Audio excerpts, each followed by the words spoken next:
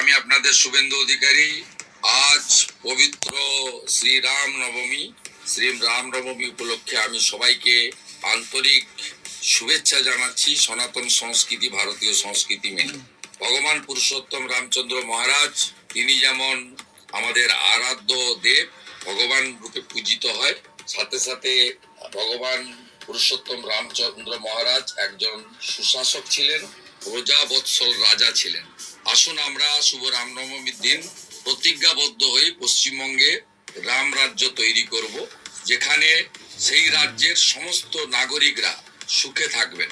আমরা আসুন অঙ্গীকার করি, এই বাংলায় হাতে কাজ, পেটে ভাত, মাথায় ছাদ, নারীর সুরক্ষা, সকলকে ভালো রাখার কাজ করি।